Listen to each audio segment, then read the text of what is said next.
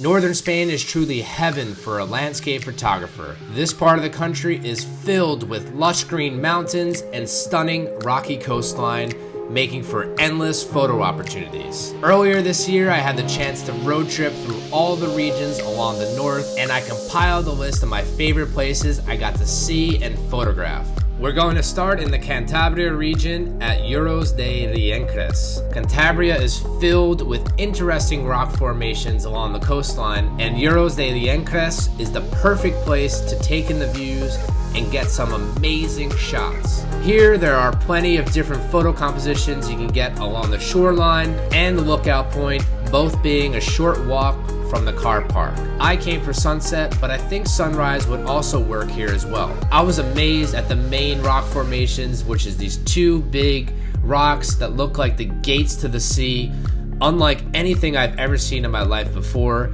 Urros de Liencres is certainly a can't miss location. Next up, we're heading a bit east over to San Juan de Gaztelugatxe in the Basque region, located about a 30-minute drive from the city of Bilbao. San Juan de Gaztelugatxe is an islet with an epic man-made bridge that connects to the mainland. On the islet sits a beautiful chapel dedicated to John the Baptist, and you can see why this is an historically and spiritually important place for the local Basque people. If you're a Game of Thrones fan, you may recognize the land bridge, which was used in the Dragonstone scenes of the series. Being that San Juan de Gaztelugatxe was used in the filming of the famous series, you can bet that it's an extremely popular tourist destination. For that reason, you have to reserve tickets online in order to walk all the way down to the bridge and the islet. However, if you just want to take in the views and take photos from any of the surrounding lookout points, no tickets are required. I recommend coming for sunrise, not only to avoid the crowds, but the sun also rises directly behind the islet, making it the most ideal time for photos. When we visited, we were blessed with an epic dramatic sunrise, and these are some of the photos I got, which were taken from one of the lookout points just a short walk from the parking lot. Next up, we're heading over to the Asturias region for Playa del Silencio. Playa del Silencio is a beautiful semicircle beach, and it's one of the most beautiful beaches I have ever seen. I recommend coming here for sunset as the lighting is perfect, and there are a bunch of different photos you can take from the viewpoints on the cliff and along the shoreline as well. Long exposures here are great for capturing the unique way in which the waves crash along the rocks of the shoreline. Next up, we're heading towards the Picos de Europa mountain range for Lagos de Covadonga, probably one of the most popular photo destinations in all of northern Spain. Lagos de Covadonga are two glacial lakes that sit upon the base of Picos de Europa. The lakes are perfectly placed along the mountain range, and if you're lucky enough to visit on a day with not much wind, you can capture some shots with some epic reflections of the mountain range along the lakes. The park is also a great starting point if you want to hike up any of the mountain ranges. I recommend coming here early as there may be a car line to enter the park.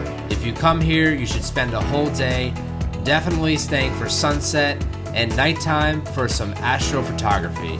Next, we're heading over to Isla Plancha, which is a lighthouse that sits on a little island along the border of the Asturias and Galicia regions. Here you'll have some picturesque views of the sea, cliffs, and waves crashing along the shoreline. There's also a beautiful little hotel that connects to the mainland with a footbridge. I came here early for sunrise, but I think either sunset or sunrise would work. There are many different photo compositions you can capture, and if you're lucky enough to visit during the spring, the flowers blossom with some beautiful pink and red colors.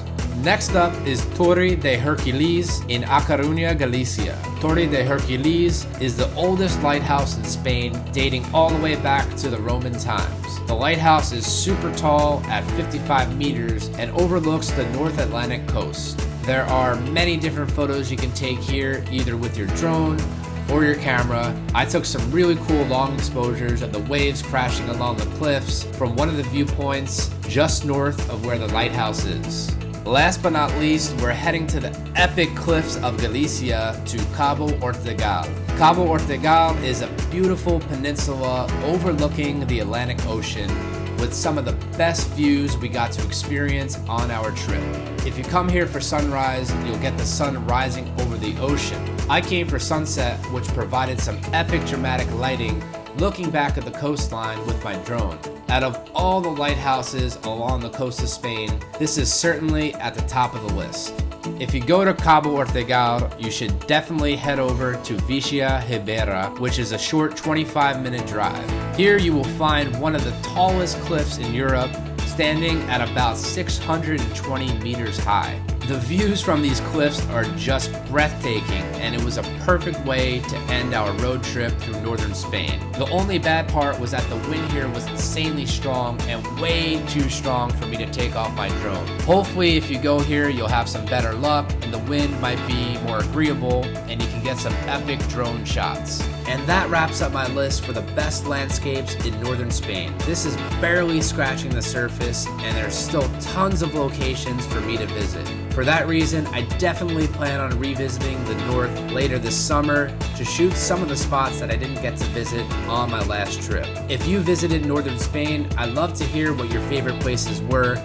Make sure to let me know by dropping a comment below. I'll see you guys in the next video.